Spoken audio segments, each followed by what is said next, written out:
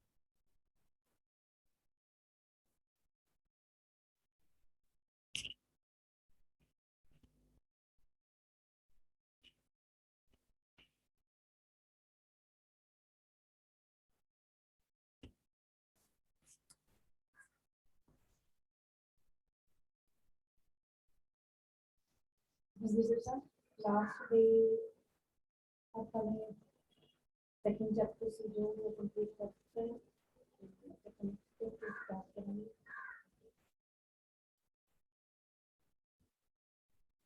जो भी पढ़ाया जा रही है उसमें समझ आ रही है चैप्टर के कुछ नहीं करती जो भी पढ़ाया जा रही है लास्ट से समझ आ रही है।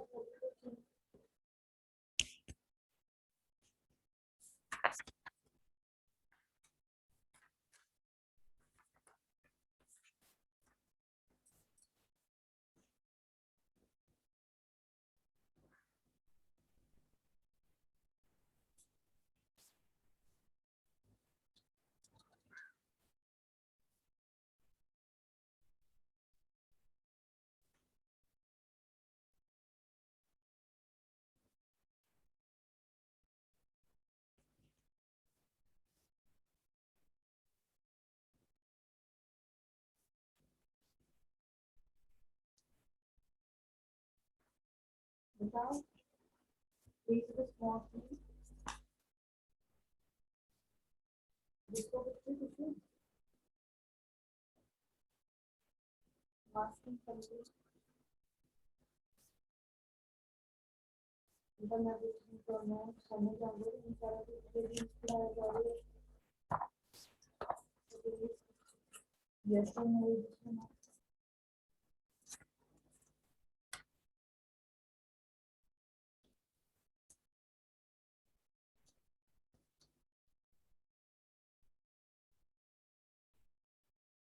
पहला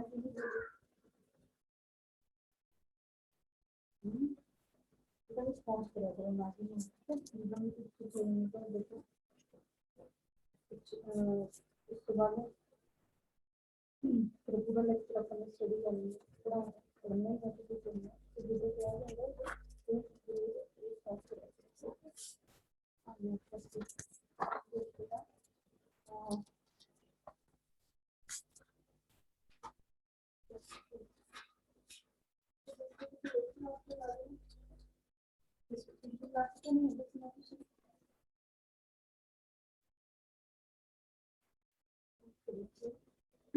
आई कैसे क्या करना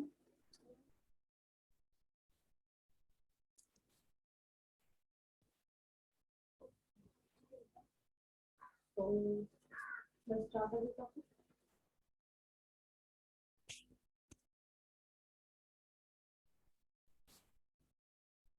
देखिएगा तो कोई प्रॉब्लम हो रही है एंड ये ऑप्शन है तो डिफाइन करके ठीक है तो भी क्लिक करना है तो मैं गुड मॉर्निंग बेटा। Can you hear me? Please tell me. Yes ma'am. Okay, तो एक्सरसाइज 1.2 कंप्लीट कर ली थी?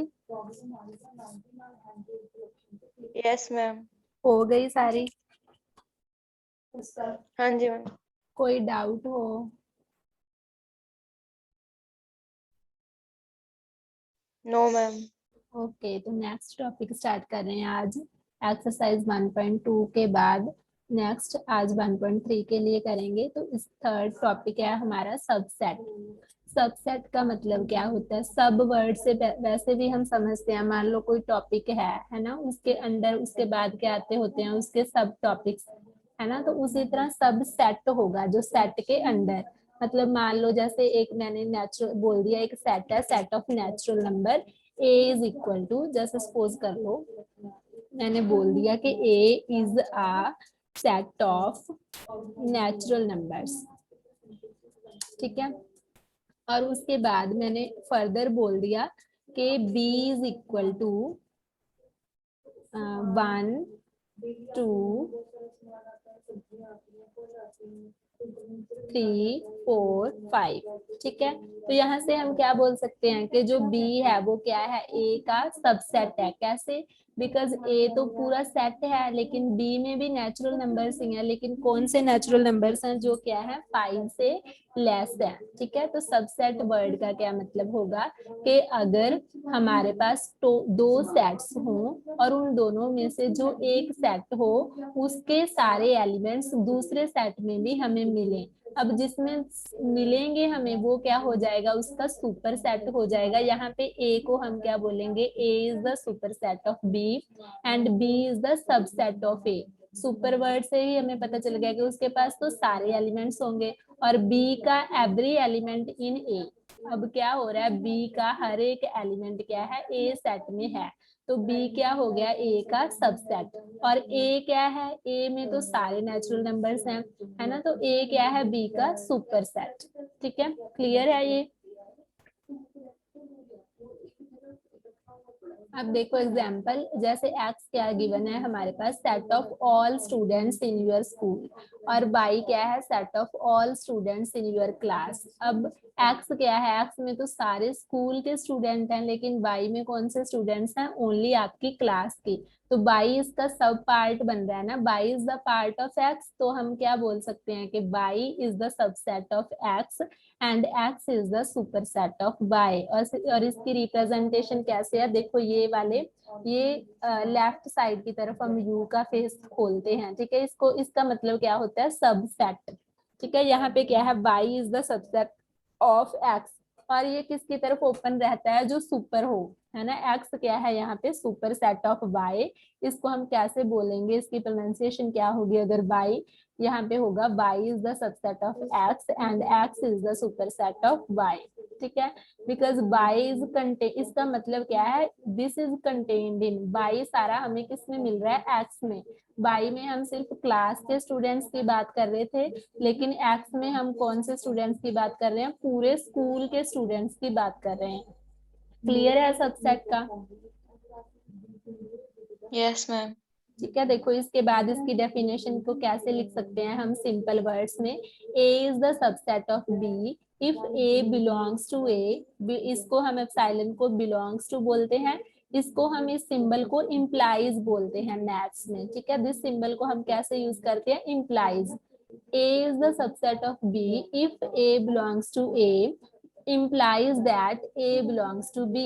मतलब क्या है कि a b का सबसेट कब होगा, जब a को भी बिलोंग कर रहा हो और वो a b के अंदर भी हो, तब क्या होगा, वो b का सबसेट होगा, ठीक है। तो यहाँ पे भी यही लिखा है कि a is a subset of b if a is an element of a implies that a is also an element of b। तो वही एग्जांपल हमने ऊपर की थी कि a क्या था, सेट ऑफ नेचुरल नंबर्स था, और b क्या था, set of number natural numbers less than 6 था।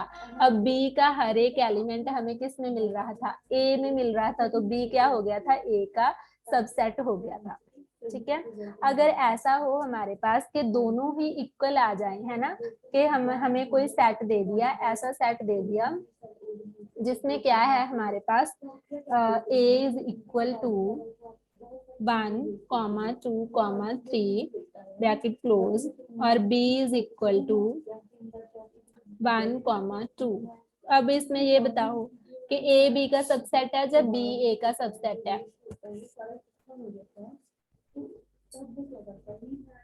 इनमें से कौन सा सबसेट है? A is the subset of B और B is the subset of A? Tell मी।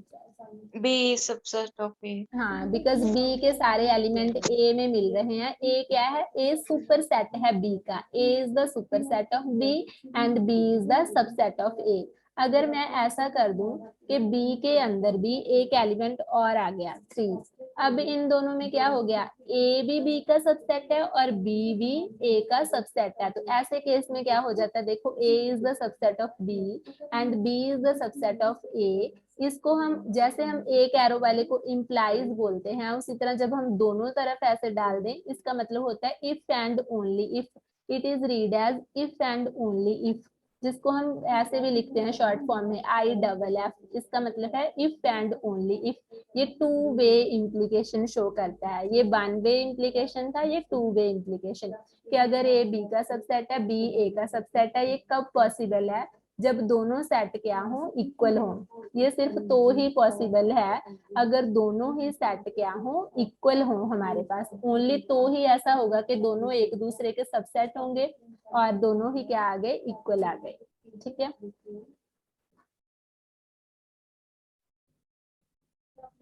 अब इसके बाद फर्दर के हर, ये भी एक डेफिनेशन है कि हर एक सेट खुद का सबसेट हमेशा होता है।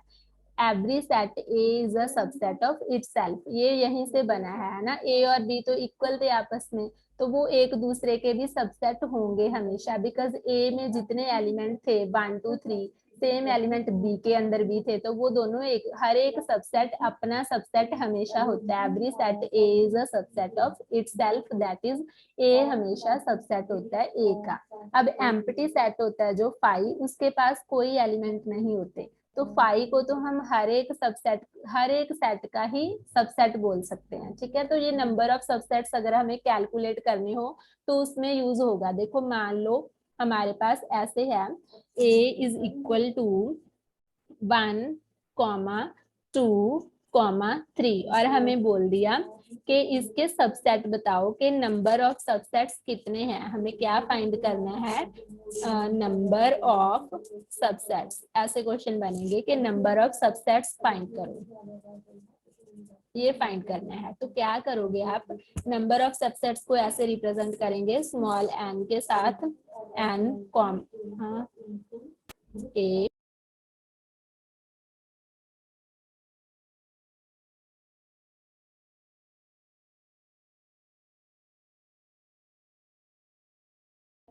स्क्रीन शो हो रही है सभी को? Yes, ma'am. ओके, ठीक है। तो यहाँ पे क्या है, अब हमें क्या करना था? नंबर ऑफ सबसेट्स फाइंड करने थे। नंबर ऑफ सबसेट्स, तो उसके लिए हमारे पास हमें गिवन था कुछ भी, हमें गिवन था कि ए किसके इक्वल है? 1, 2, 3, ये वाला सेट हमें गिवन था।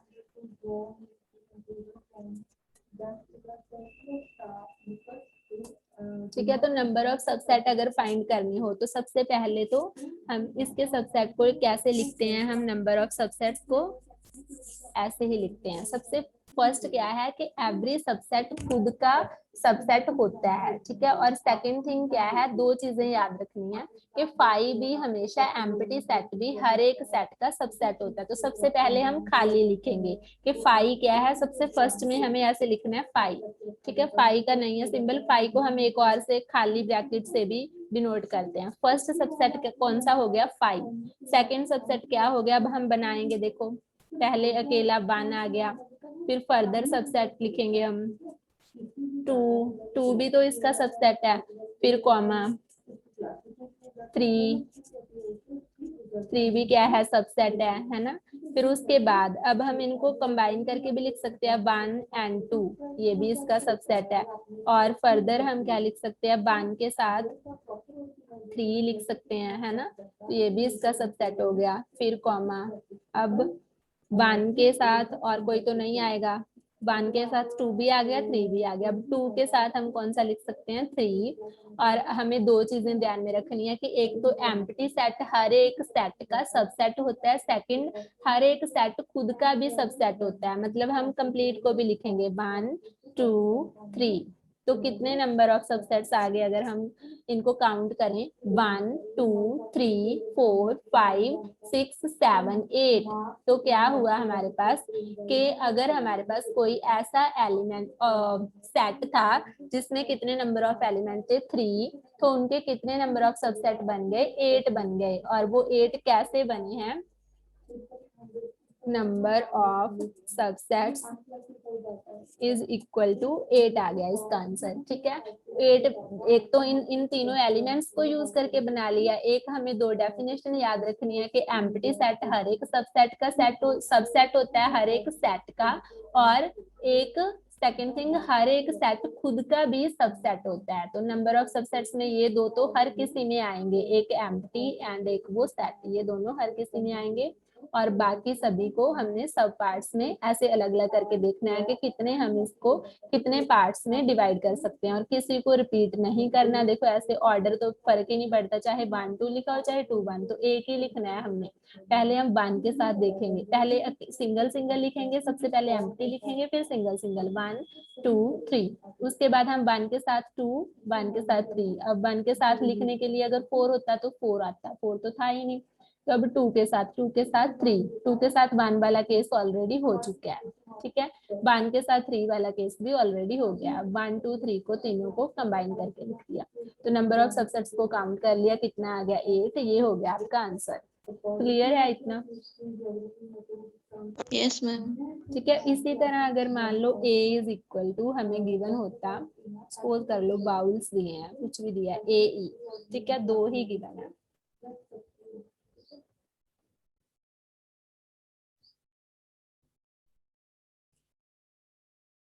मान लो ऐसे गिवन था ए ई, और आपको क्या करना है, इसमें नंबर ऑफ सबसेट्स फाइंड करने हैं। तो पहले हम लिखेंगे कि ए किसके इक्वल आ गया। सबसेट्स को फाइंड करने के लिए सबसे पहले आएगा एम्प्टी। Empty. हाँ, फिर सेकंड पर कौन सा लिखेंगे? A. हाँ, और फिर क्या कौन सा लिखेंगे? E.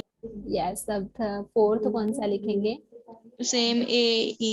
यस, तो ये कितने नंबर ऑफ सबसेट हो गए इसमें?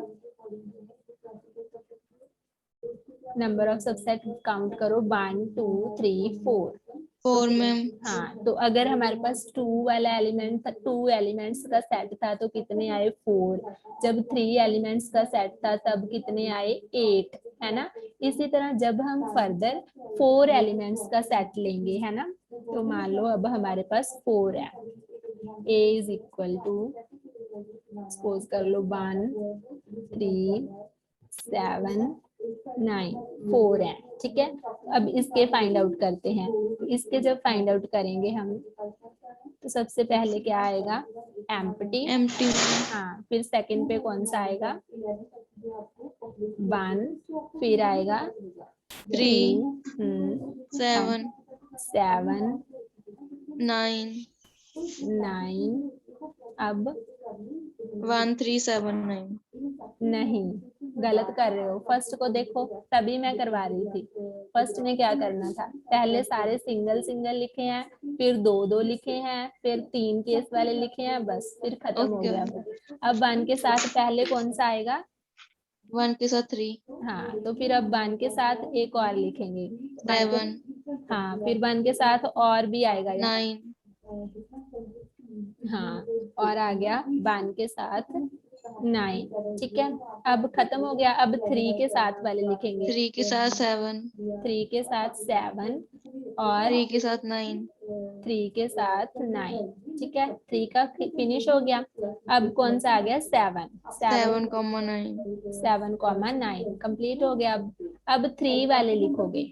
ठीक है, अब 3 वाले कौन कौन से आएंगे? 3 नंबर्स वाले। 2 वाले कंप्लीट हो गए। पहले 1 3 1 3 7. 1 3 7, फिर 1 3 1 3 9। पहले 2 को 9. सेम रख लो, है ना। अब 1 3 वाले खत्म हो गए।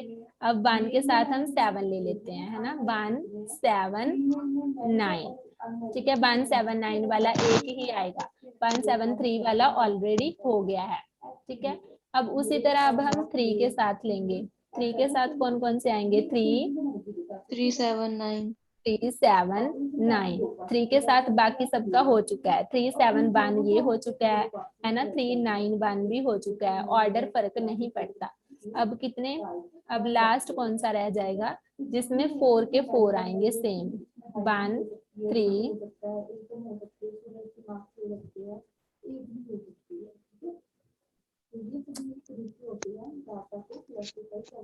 ठीक है। इसमें लास्ट कौन सा आ जाएगा हमारे पास, 1 3 7 9। 1 3 7 9। इनको जब हम काउंट करेंगे तो ये सारे कितने बन जाएंगे, 16 बन जाएंगे। जब हम 4 एलिमेंट्स ले रहे होंगे ना तो हमारे पास ये 16 बन जाएंगे।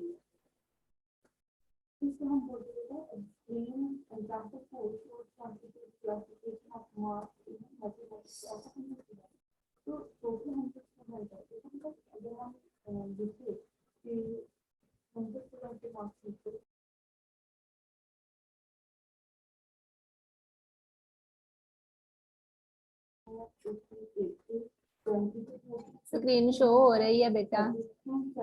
Yes ma'am. ठीक है। तो इसके बाद वो कितने आ जाएंगे, जब हम 4 वाला करेंगे तो 16 बन जाएंगे। तो ऐसे बन रहा होगा कि हमारे पास एक फॉर्मूला बन जाएगा। फॉर्मूला कैसे बनेगा, देखो हमें क्वेश्चन फॉर्मूला ये फाइंड करना था, मैं सभी इसलिए करवा रही थी कि हमें नंबर ऑफ सबसेट्स, ऐसे तो बहुत टाइम लग जाएगा फाइंड करने के लिए, अगर 5 होते है ना और ज्यादा होते तो उसके लिए हमारे पास फॉर्मूला बन जाएगा। जब हमारे पास 2 एलिमेंट्स थे तब हमारे पास कितने नंबर ऑफ सेट आए थे, 4 आए थे, है ना। और जब हमारे पास तब 4 आए थे, जब हमने 3 नंबर्स का सेट लिया तब हमारे पास कितने आए थे नंबर ऑफ सबसेट, 9 आए थे।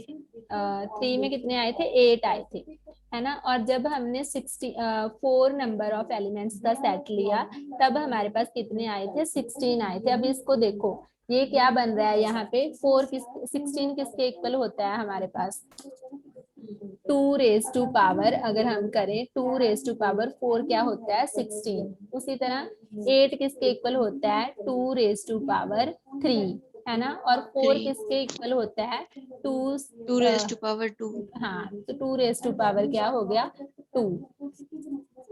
तो यहाँ से क्या पता चला कि जितने नंबर ऑफ एलिमेंट्स होंगे हमारे पास वो 2 की पावर करके आएगा। देखो ऊपर वाली सिर्फ पावर चेंज हो रही है, 2 3 4। अगर 2 एलिमेंट्स थे तो 2 की पावर 2 बन गया। अगर 3 एलिमेंट्स थे तो नंबर ऑफ सबसेट क्या आए, 2 की पावर 3। अगर 4 एलिमेंट्स थे तो नंबर ऑफ सबसेट क्या आए, 2 रेज टू पावर 4। तो नंबर ऑफ सबसेट को फाइंड करने का जो फॉर्मूला बनेगा उसको हम लिखेंगे 2 रेज टू पावर के और एन, कुछ भी लिख सकते हो। के का मतलब क्या है, number of, K is equal to number of elements in the set. तो फॉर्मूला समझ में आया कि कैसे बना है, 2 रेज टू पावर के इस तरह से बना है। जब वो कैलकुलेट करते गए तो पता चला कि वो तो 2 की पावर्स में ही फॉर्म हो रहा था और जो पावर थी वो नंबर ऑफ एलिमेंट्स के इक्वल थी। तो इसीलिए नंबर ऑफ सबसेट्स को फाइंड आउट करना हो, any number of elements contained हो किसी सेट के अंदर, तो कैसे फाइंड करेंगे, 2 रेज टू पावर के, और के का मतलब होगा नंबर ऑफ एलिमेंट्स। क्लियर है सभी को? Yes ma'am. ठीक है, तो अब क्वेश्चन आएंगे फर्दर, देखते हैं। इसके बाद देखो ये एग्जांपल गिवन है कि सेट क्यू है जो वो रैशनल नंबर, वो किसका सबसेट हो गया, रियल का। रियल में तो सारे आते हैं, इंटीजर, रैशनल, इरेशनल। तो रैशनल किसका सबसेट है, रियल का। रियल क्या हो जाएगा, नेचुरल नंबर का भी सुपर सेट बनेगा, है ना। सभी नेचुरल नंबर, ये सभी इंटीजर सब रियल नंबर का सबसेट होंगे। उसी तरह ए गिवन है कि मान लो ए सभी divisor, set of all divisors of 56 है, और बी क्या है, प्राइम डिवीजर। तो बी में कितने कम एलिमेंट आएंगे, बी में तो ओनली प्राइम वाले आएंगे, लेकिन 56 के सारे डिवीजर ए में आ जाएंगे। तो ए सुपर सेट हो गया, तो B is the subset of A. ठीक है, ये एग्जांपल ही गिवन है। ए की वैल्यू 1 3 5 है और बी की value x is an odd number less than 6। 6 से लेस देन ऑड नंबर भी 1 3 5 ही है, तो ये सेम बन गया। तो यहाँ पर क्या आ गया, ए भी बी का सबसेट है, बी भी ए का सबसेट है, तो ये क्या हो गया, A is equal to be. इसमें देखो फोर्थ एग्जाम्पल में ए क्या गिवन है, AEIOU 5 नंबर ऑफ एलिमेंट्स है, बी में क्या है ABCD। अब हमें तो सबसेट की डेफिनेशन पता है कि हर एक एलिमेंट बी का एवरी एलिमेंट ए में कंटेन्ड हो या फिर ए का एवरी एलिमेंट बी में कंटेन्ड हो। अगर ए का एवरी एलिमेंट बी के अंदर है तो ए बी का सबसेट बन जाएगा। अगर बी का हर एक एलिमेंट ए के अंदर है तो बी ए का सबसेट बन जाएगा। लेकिन यहाँ पे ए देखो, A belongs to B, A belongs to A, इसके लिए तो ठीक है। अब B belongs to B but B does not belong to A, है ना। उसी तरह C D B के अंदर तो है, E A के अंदर नहीं है। तो इन दोनों में से किसी एक के सारे एलिमेंट दूसरे सेट में होने जरूरी हैं। अगर एक भी एलिमेंट दूसरे सेट में ना हो तो वो उसका सबसेट नहीं होता। मान लो इसमें B हमारे पास AEIO और साथ में D होता है ना, बाकी सभी तो बन जाते लेकिन D नहीं था। तो एवरी एलिमेंट B का A में हो या फिर हर एक एलिमेंट A का B में हो तो ये होना जरूरी है। तो यहाँ पे BCD belongs to B but does not belong to A, therefore A is not a subset of B and B is also not a subset of A। Clear है इतना? Yes, ma'am. देखो उसके बाद सुपर सेट को भी define कर दिया कि अगर ए और बी दो सबसेट हैं, ए बी का सबसेट है लेकिन और दोनों इक्वल भी नहीं है, ठीक है। अगर दोनों इक्वल हो गए तो क्या हो जाएगा, ए भी बी का सबसेट हो जाएगा, बी भी ए का सबसेट हो जाएगा। उनमें कोई सुपर सेट ही नहीं रहेगा, दोनों क्या है एक दूसरे के इक्वल है। अगर वो इक्वल नहीं है देन हम क्या बोलते हैं, ए को प्रॉपर सबसेट बोलते हैं बी का और बी को क्या बोलते हैं। अगर हमारे पास ऐसा केस है जिसमें ए इज इक्वल टू बी है तो उसमें प्रॉपर सबसेट नहीं होता, वो सिर्फ सबसेट्स होते हैं एक दूसरे के और दोनों इक्वल होते हैं, ठीक है। लेकिन अगर ऐसा केस हो जिसमें क्या हो, ए बी का सबसेट हो एंड ए और बी इक्वल ना हो, मतलब एक में दूसरे से ज्यादा नंबर ऑफ एलिमेंट हो, ये सेकंड वाली एग्जांपल ले लो या फर्स्ट वाली ले लो, है ना। तो क्यू क्या है, रैशनल नंबर है जो वो रियल नंबर का सबसेट है, तो ये प्रॉपर सबसेट है। लेकिन थर्ड वाले में ओनली सबसेट है बिकॉज दोनों ए और बी क्या थे, इक्वल थे, ठीक है। तो प्रॉपर सबसेट क्या होता है, इस प्रॉपर सबसेट की डेफिनेशन क्या है कि अगर हमारे पास टू सेट्स हैं A and B, A B का सबसेट है और बी ए के इक्वल नहीं है, तब हम उसको क्या बोलते हैं, प्रॉपर सबसेट। क्लियर है? प्रॉपर सबसेट कब होता है, if A is the subset of B and A is not equal to B, then A is called a proper subset। proper subset की definition पता चल गई? Yes or no बेटा? Please response करो। Yes, ma'am. ठीक है, तो उसी तरह ऐसे केस में हमारे पास बी क्या बन जाएगा, ए का सुपर सेट। जब वो इक्वल होंगे तो सिर्फ सबसेट की बात करेंगे, ना ही सुपर सेट की बात करेंगे, ना ही प्रॉपर सबसेट की बात करेंगे। जब दोनों इक्वल नहीं होंगे और एक दूसरे का सबसेट होगा तभी ही हम सुपर सेट और प्रॉपर सेट दोनों को डिफाइन कर सकते हैं, ठीक है। देखो जैसे ए 1 2 3 है ना, और बी 1 2 3 4 है। बी क्या है, ए के इक्वल नहीं है और ए के सारे एलिमेंट बी के अंदर है। A is the subset of B हो गया और B is the superset of A हो गया and A is also the proper subset of B, ठीक है। ये प्रॉपर सेट की डेफिनेशन होगी। इसके बाद क्या आ गया, सिंगलेटन सेट। सिंगलेटन सेट कौन सा होता है, जिसमें ओनली 1 नंबर ऑफ एलिमेंट हो। अगर कोई ऐसा सेट है हमारे पास, जैसे ए, देखो ए की गिवन है, किसी सेट में नंबर ऑफ एलिमेंट्स, किसी भी सेट में नंबर ऑफ एलिमेंट्स क्या हो, 1, यहाँ पे ओनली 1 लिखा है मैंने, या फिर a इज इक्वल टू, जैसे मान लो गिवन है 2, ठीक है, कोई भी नंबर हो सकता है गिवन, तो ये क्या हो गया, सिंगलेटन सेट हो गया। सिंगलेटन सेट कौन सा होता है, जिसमें ओनली 1 नंबर ऑफ एलिमेंट हो। उस सेट को, if a set has only 1 element, उसको हम क्या बोलते हैं कि वो क्या है, सिंगलेटन सेट है, ठीक है। तो ये याद रखने वाली हैं डेफिनेशंस, इन्हीं को अप्लाई करके क्वेश्चंस बनते हैं फर्दर। सबसे फर्स्ट हमने किया है कि सबसेट क्या होता है, उसके बाद किया है सुपर सेट क्या होता है, फिर हमने किया है प्रॉपर सबसेट कौन सा होता है, और फोर्थ किया है सिंगलेटन सेट कौन सा होता है, ठीक है। अब फर्दर क्वेश्चन है, एग्जाम्पल देखो, इसमें सेट गिवन है हमारे पास, कंसीडर द सेट्स। एक फाई लिखा है, फाई का मतलब है एम्प्टी। उसके बाद ए लिखा है, A is equal to 1 and 3। फिर बी लिखा है 1 5 9। सी लिखा है 1 3 5 7 9। हमें बताना है, देखो ये सबसेट है, जैसे belongs to and does not belong to का सिंबल था, उसी तरह इसका मतलब है जिसमें स्लैश डाल दी, नॉट अ सबसेट। ठीक है, इन सभी में बताना है। ये बताओ अब, फाइव बी का सबसेट है या नहीं है, इन दोनों में से कौन सा आएगा? Five is a subset of B और नॉट? Tell me. सबसेट है मैम। हाँ, बिकॉज फाइव तो अगर ए भी होता है, यहाँ पे सी भी होता, कुछ भी होता है, एम्प्टी सेट तो हर एक सेट का ही सबसेट होता है, तो ये तो ठीक है। अब A is the subset of B.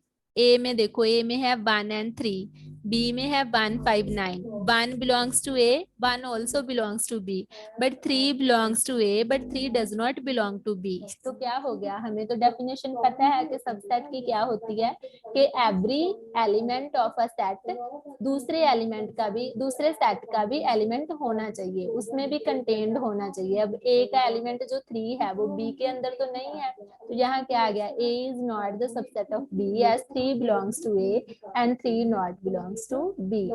ठीक है, एंड नेक्स्ट देखो, ए एंड सी। सी क्या है, 1 3 5 7 9। अब 1 3, इसमें क्या आएगा, ये सबसेट है सी का या नहीं है?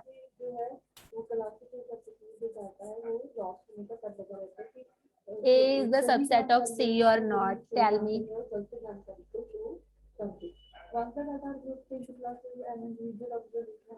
है मैम। हाँ, बिकॉज ए में 1 3 था और सी के अंदर भी 1 3 है, तो 1 3 ए को भी बिलोंग कर रहे हैं और सी को भी बिलोंग कर रहे हैं, तो सी क्या होगा, और ए और सी इक्वल भी नहीं है। हम बोल सकते हैं कि ए सी का प्रॉपर सबसेट है ना, और सी क्या है, सी सुपर सेट है ए का। उसी तरह बी और सी को कर लोगे। ठीक है,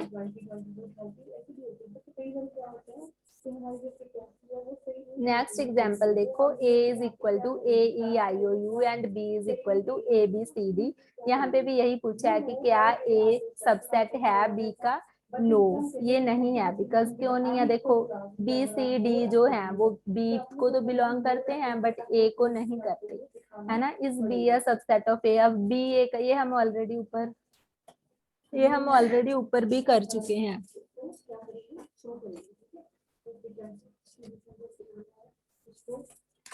ठीक है, ये हम ऑलरेडी वही एग्जांपल दोबारा गिवन है कि क्यों नहीं है ये एक दूसरे के सबसेट।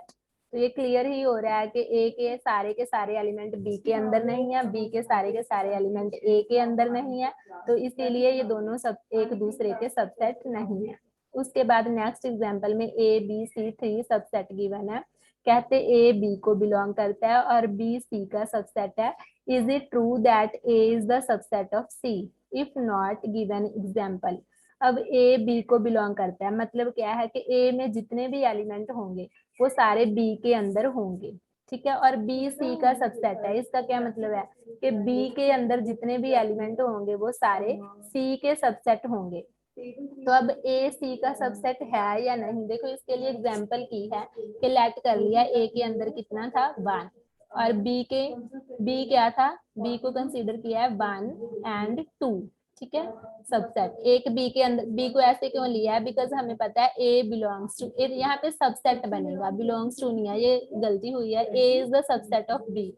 अगर ए बी का सबसेट है तो मतलब ए का पूरा पार्ट बी के अंदर आना चाहिए, है ना। तो ए के सेट को पूरे को बी में रख दिया और एक उसके साथ 2 ले लिया। फर्दर अब बी को सी में, है ना, प्रूव करने के लिए हमने कंसीडर किया है। अब बी सी का सबसेट है तो सारा बी हमने इसके अंदर रख दिया 1 2, साथ में एक एक्स्ट्रा ले लिया। अब हमें प्रूव करना था कि क्या ए सी का भी सबसेट है, तो उसको प्रूव करने के लिए देखो, ए बिलोंग्स टू बी है as a is equal to 1 and b is the subset of c, but a c का सबसेट नहीं है, because 1 a को तो बिलोंग कर रहा है बट 1 c को बिलोंग, सी के अंदर उसका सबसेट आ रहा है लेकिन वो खुद नहीं आ रहा, ओनली 1 एलिमेंट नहीं आ रहा। यहाँ पे सी सबसेट की बात की गई थी यार, ये ठीक ही है, ये बिलोंग्स टू और सबसेट में उसको क्लियर करने के लिए, उन दोनों के बीच में फर्क को क्लियर करने के लिए एग्जाम्पल है। ए बी को बिलोंग का मतलब है कि ए पूरा बी के अंदर रख देंगे हम, ए पूरे सेट को विद करली ब्रेसेस। इन दोनों को अगर हम 2 लिख रहे हैं अकेला और 2 को करली ब्रेसेस में लिख रहे हैं, दोनों में फर्क है। 2 का मतलब एक नंबर, एक एलिमेंट है, और ये ऐसे बाण लिखा है, इसका मतलब क्या है, एक पूरा सेट है ना। तो ए, अगर A is the subset of B बोला होता, फिर तो हम ऐसे ही रखते, इसके एलिमेंट्स बी में अकेला बाण रख लेते और 2 रख लेते। लेकिन यहाँ ए बिलोंग टू बी लिखा था, मतलब ए पूरा क्या है, बी के अंदर। तो ए बी को बिलोंग करता है, मतलब ए को पूरे सेट को हमने बी के अंदर रख दिया, साथ में 2 ले लिया।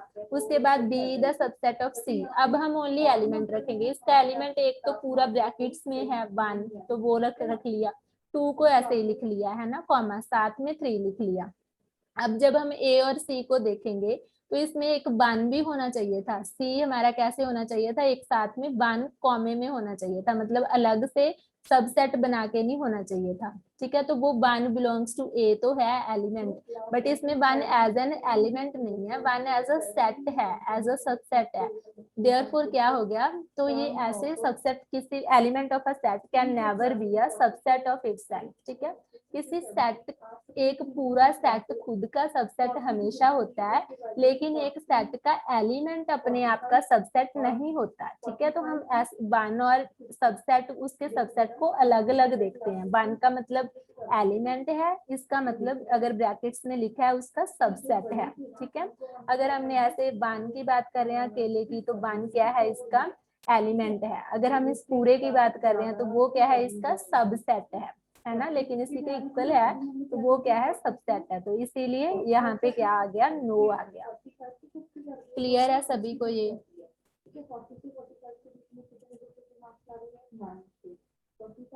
हाँ जी मैम। ठीक है, तो जितने हमने, इतना हो गया आज के लिए। जो जो टॉपिक रिलेटेड है वैसे वैसे आप क्वेश्चंस कर लोगे। ठीक है, बाकी फर्दर बाकी के हम कल कर लेंगे। इसके बाद बस एक इंटरवल वाला टॉपिक रह गया। जो जो क्वेश्चन सबसेट के आएंगे और प्रॉपर सबसेट के आएंगे, है ना, और सिंगलेटन सेट के आएंगे। फर्स्ट पार्ट होगा आपका, सेकंड पार्ट होगा, थर्ड पार्ट होगा, फोर्थ पार्ट होगा। ओनली 1 to 4 पार्ट्स करने हैं। ठीक है, आगे पावर सेट आ गया, ये हमने अभी नहीं किया। फर्स्ट टू 4 पार्ट एक्सरसाइज के कंप्लीट कर लेना। Okay, okay ma'am. ठीक है, कोई भी डाउट हो then you can ask tomorrow. ठीक है, okay ma'am. Okay, you can leave now.